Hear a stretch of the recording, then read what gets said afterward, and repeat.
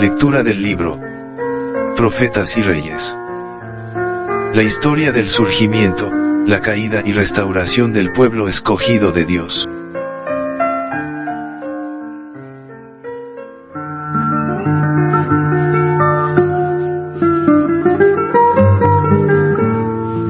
Capítulo 11. Sobre el Monte Carmelo. Este capítulo está basado en el libro primero de Reyes 18, 19 al 40. Estando delante de Acab, Elías exigió que todo Israel fuese congregado para presenciar su encuentro con los profetas de Baal y Astarte, sobre el Monte Carmelo. Ordenó: envía pues ahora y júntame a todo Israel en el monte de Carmelo, y los 450 profetas de Baal, y los 400 profetas de los bosques, que comen de la mesa de Jezabel. La orden fue dada por alguien que parecía estar en la misma presencia de Jehová, y Acab obedeció enseguida, como si el profeta fuese el monarca, y el rey un súbdito. Se mandaron veloces mensajeros a todo el reino para ordenar a la gente que se encontrase con Elías y los profetas de Baal y Astarte.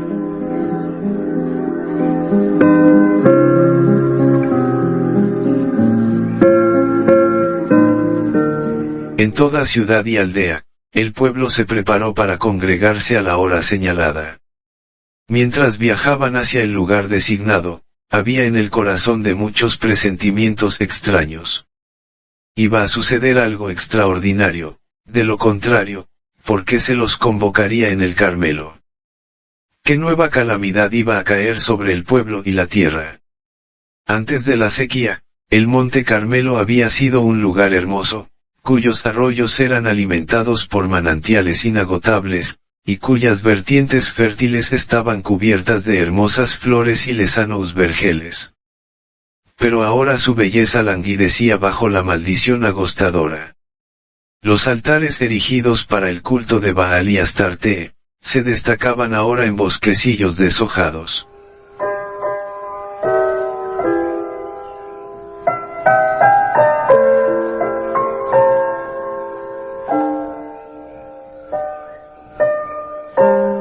En la cumbre de una de las sierras más altas, en agudo contraste con aquellos, se veía el derruido altar de Jehová. El Carmelo dominaba una vasta extensión del país, sus alturas eran visibles desde muchos lugares del reino de Israel. Al pie de la montaña, había sitios ventajosos desde los cuales se podía ver mucho de lo que sucedía en las alturas. Dios había sido señaladamente deshonrado por el culto idólatra que se desarrollaba a la sombra de las laderas boscosas, y Elías eligió esta elevación como el lugar más adecuado para que se manifestase el poder de Dios y se vindicase el honor de su nombre.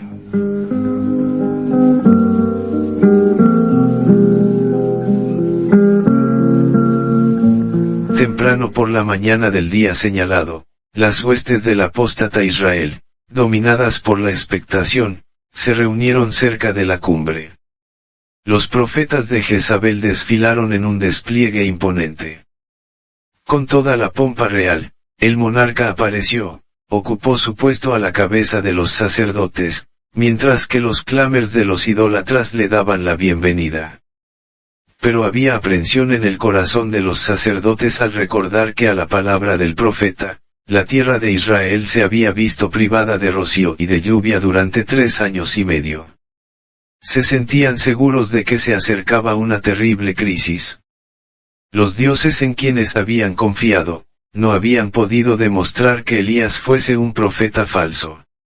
Esos objetos de su culto habían sido extrañamente indiferentes a sus gritos frenéticos, sus oraciones, sus lágrimas, su humillación, sus ceremonias repugnantes, sus sacrificios costosos e incesantes.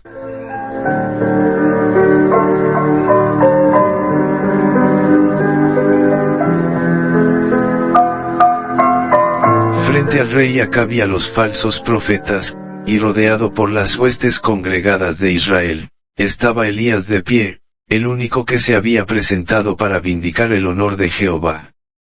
Aquel a quien todo el reino culpaba de su desgracia, se encontraba ahora delante de ellos, aparentemente indefenso en presencia del monarca de Israel, de los profetas de Baal, los hombres de guerra y los millares que le rodeaban. Pero Elías no estaba solo. Sobre él y en derredor de él estaban las huestes del cielo que le protegían, ángeles excelsos en fortaleza. Sin avergonzarse ni aterrorizarse, el profeta permanecía de pie delante de la multitud, reconociendo plenamente el mandato que había recibido de ejecutar la orden divina.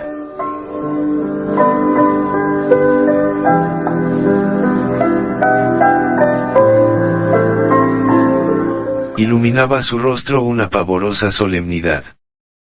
Con ansiosa expectación el pueblo aguardaba su palabra. Mirando primero el altar de Jehová, que estaba derribado, y luego a la multitud, Elías clamó con los tonos claros de una trompeta: ¿hasta cuándo claudicaréis vosotros entre dos pensamientos? Si Jehová es Dios, seguidle, y si Baal, id en pos de él.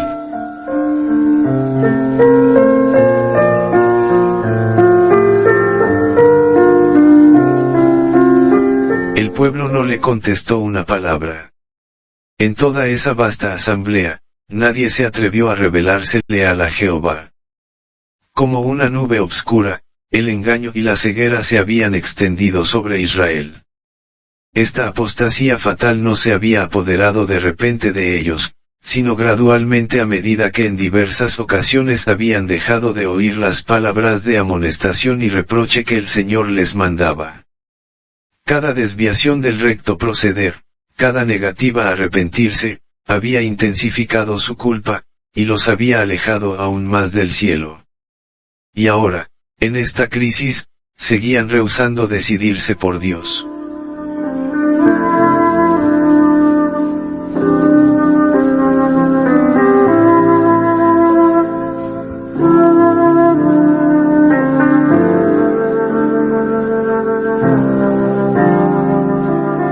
El Señor aborrece la indiferencia y la deslealtad en tiempo de crisis para su obra.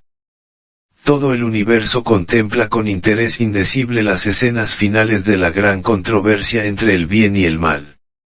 Los hijos de Dios se están acercando a las fronteras del mundo eterno, que podría resultar de más importancia para ellos que el ser leales al Dios del cielo.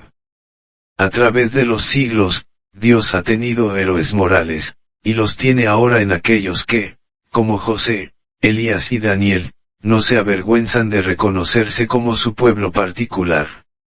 La bendición especial de Dios acompaña las labores de los hombres de acción que no se dejan desviar de la línea recta ni del deber, sino que con energía divina preguntan: ¿quién es de Jehová? Son hombres que no se conforman con hacer la pregunta, sino que piden a quienes decidan identificarse con el pueblo de Dios, que se adelanten y revelen inequívocamente su fidelidad al Rey de Reyes y Señor de Señores.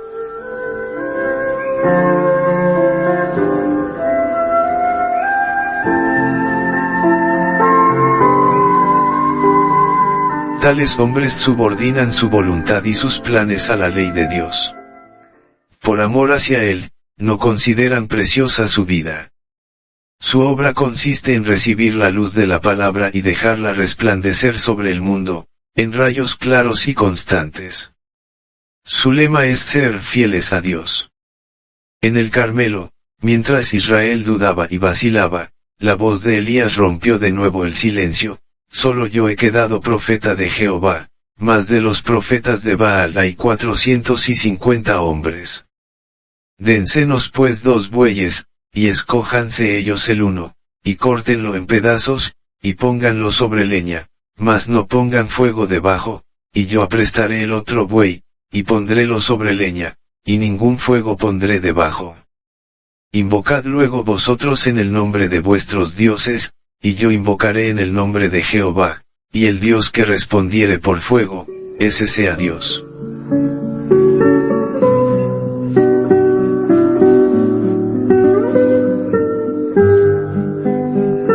La propuesta de Elías era tan razonable que el pueblo no podía eludirla, de modo que tuvo valor para responder: bien dicho.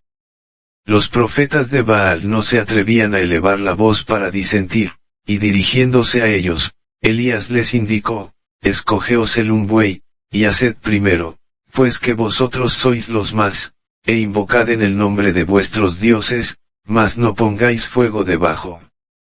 Con apariencia de audacia y desafío, pero con terror en su corazón culpable, los falsos sacerdotes prepararon su altar, pusieron sobre él la leña y la víctima, y luego iniciaron sus encantamientos. Sus agudos clamores repercutían por los bosques y las alturas circunvecinas, mientras invocaban el nombre de su Dios, diciendo: Baal, respóndenos.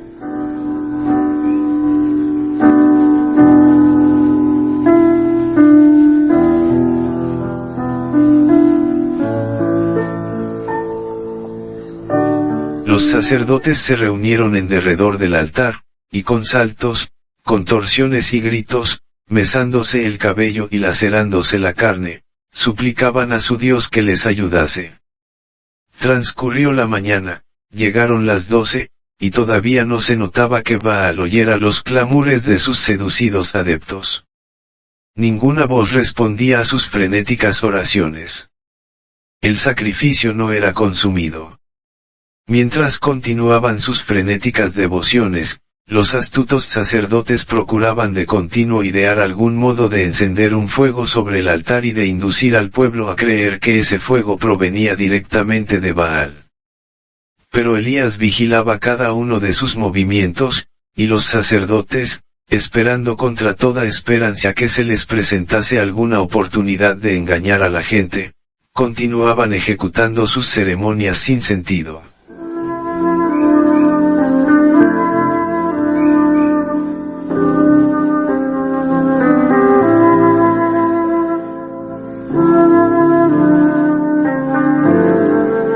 Y aconteció al mediodía, que Elías se burlaba de ellos, diciendo: gritad en alta voz que Dios es, quizá está conversando, o tiene algún empeño, o va de camino, acaso duerme, y despertará. Y ellos clamaban a grandes voces, y sajábanse con cuchillos y con lancetas conforme a su costumbre, hasta chorrear la sangre sobre ellos. Pasó el mediodía y aunque ellos profetizaran hasta el tiempo del sacrificio del presente, no había voz, ni quien respondiese ni escuchase. Gustosamente habría acudido Satanás en auxilio de aquellos a quienes había engañado, y que se consagraban a su servicio. Gustosamente habría mandado un relámpago para encender su sacrificio. Pero Jehová había puesto límites y restricciones a su poder, y ni aun todas las artimañas del enemigo podían hacer llegar una chispa al altar de Baal.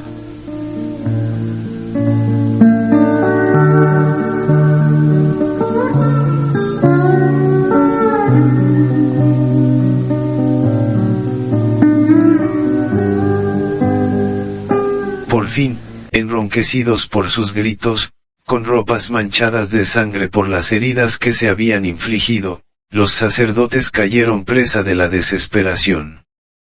Perseverando en su frenesí, empezaron a mezclar con sus súplicas terribles maldiciones para su Dios, el sol, mientras Elías continuaba velando atentamente, porque sabía que si mediante cualquier ardid los sacerdotes hubiesen logrado encender fuego sobre su altar, se le habría desgarrado a él inmediatamente.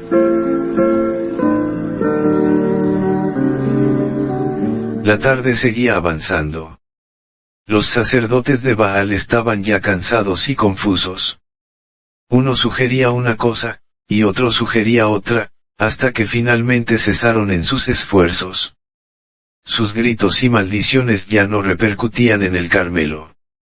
Desesperados, se retiraron de la contienda. Durante todo el día, el pueblo había presenciado las demostraciones de los sacerdotes frustrados. Había contemplado cómo saltaban desenfrenadamente en derredor del altar, como si quisieran asir los rayos ardientes del sol a fin de cumplir su propósito.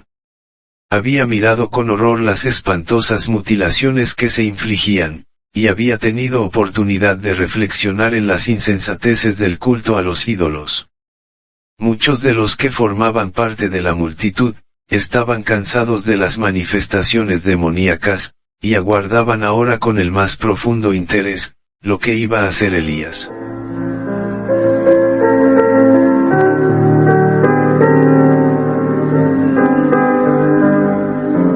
Ya era la hora del sacrificio de la tarde, y Elías invitó así al pueblo: acercaos a mí. Mientras se acercaban temblorosamente, se puso a reparar el altar, frente al cual hubo una vez hombres que adoraban al Dios del cielo. Para él, este montón de ruinas era más precioso que todos los magníficos altares del paganismo. En la reconstrucción del viejo altar, Elías reveló su respeto por el pacto que el Señor había hecho con Israel, cuando cruzó el Jordán para entrar en la tierra prometida. Escogiendo Elías 12 piedras, conforme al número de las tribus de los hijos de Jacob, edificó con las piedras un altar en el nombre de Jehová. Los desilusionados sacerdotes de Baal, agotados por sus vanos esfuerzos, aguardaban para ver lo que iba a hacer Elías. Sentían odio hacia el profeta por haber propuesto una prueba que había revelado la debilidad e ineficacia de sus dioses, pero al mismo tiempo temían su poder.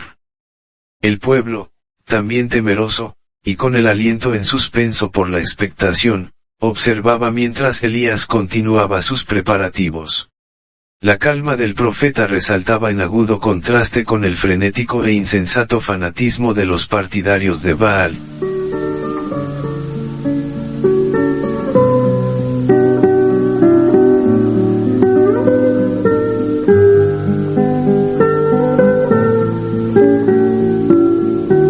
Una vez reparado el altar, el profeta cavó una trinchera en derredor de él, y habiendo puesto la leña en orden y preparado el novillo, puso esa víctima sobre el altar, y ordenó al pueblo que regase con agua el sacrificio y el altar. Sus indicaciones fueron: henchid 4 cántaros de agua, y derramadla sobre el holocausto y sobre la leña. Y dijo: hacedlo otra vez, y otra vez lo hicieron. Dijo aún: hacedlo la tercera vez, e hiciéronlo la tercera vez. De manera que las aguas corrían alrededor del altar, y había también henchido de agua la reguera. Recordando al pueblo la larga apostasía que había despertado la ira de Jehová, Elías le invitó a humillar su corazón y a retornar al Dios de sus padres, a fin de que pudiese borrarse la maldición que descansaba sobre la tierra. Luego, postrándose reverentemente delante del Dios invisible, elevó las manos hacia el cielo y pronunció una sencilla oración. Desde temprano por la mañana hasta el atardecer, los sacerdotes de Baal habían lanzado gritos y espumarajos mientras daban saltos, pero mientras Elías oraba, no repercutieron gritos sobre las alturas del Carmelo. Oró como quien sabía que Jehová estaba allí, presenciando la escena y escuchando sus súplicas.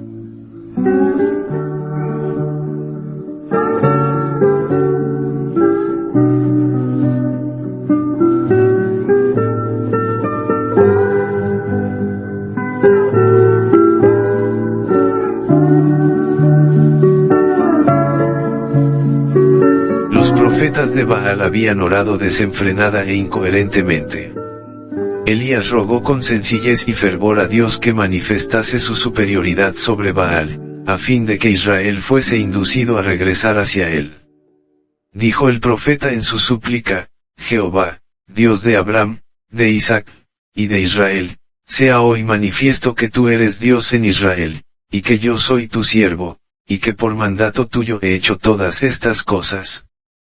Respóndeme, Jehová, respóndeme, para que conozca este pueblo que tú, oh Jehová, eres el Dios, y que tú volviste atrás el corazón de ellos. Sobre todos los presentes pesaba un silencio opresivo en su solemnidad. Los sacerdotes de Baal temblaban de terror. Conscientes de su culpabilidad, veían llegar una presta retribución.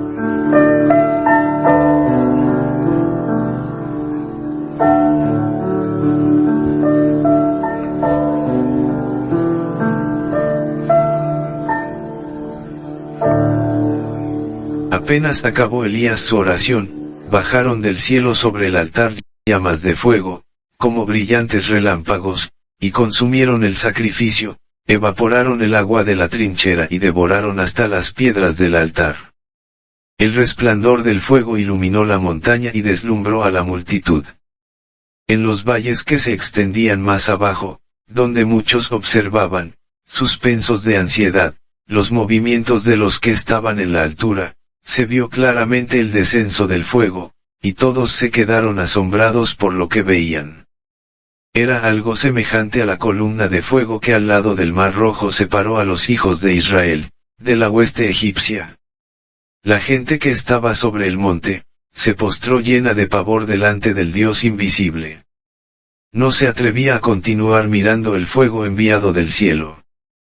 Temía verse consumida.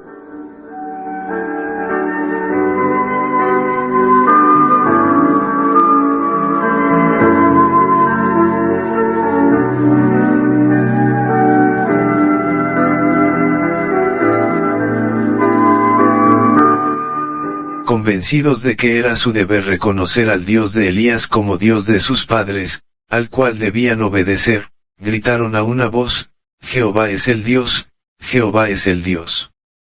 Con sorprendente claridad el clamor resonó por la montaña y repercutió por la llanura. Por fin Israel se despertaba, desengañado y penitente. Por fin el pueblo veía cuánto había deshonrado a Dios. Quedaba plenamente revelado el carácter del culto de Baal, en contraste con el culto racional exigido por el Dios verdadero.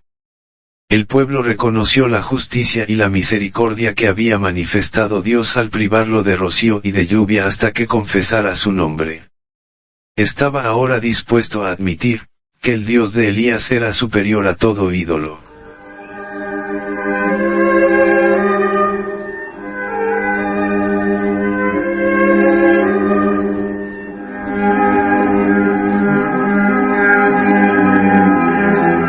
Los sacerdotes de Baal presenciaban consternados la maravillosa revelación del poder de Jehová. Sin embargo, aun en su derrota y en presencia de la gloria divina, rehusaron arrepentirse de su mal proceder. Querían seguir siendo los sacerdotes de Baal. Demostraron así que merecían ser destruidos. A fin de que el arrepentido pueblo de Israel se viese protegido de las seducciones de aquellos que le habían enseñado a adorar a Baal, el Señor indicó a Elías que destruyese a esos falsos maestros. La ira del pueblo, ya había sido despertada contra los caudillos de la transgresión, y cuando Elías dio la orden, prended a los profetas de Baal, que no escape ninguno, el pueblo estuvo listo para obedecer. Se apoderó de los sacerdotes, los llevó al arroyo Sison, y allí, antes que terminara el día que señalaba el comienzo de una reforma decidida, se dio muerte a los ministros de Baal. No se perdonó la vida a uno solo.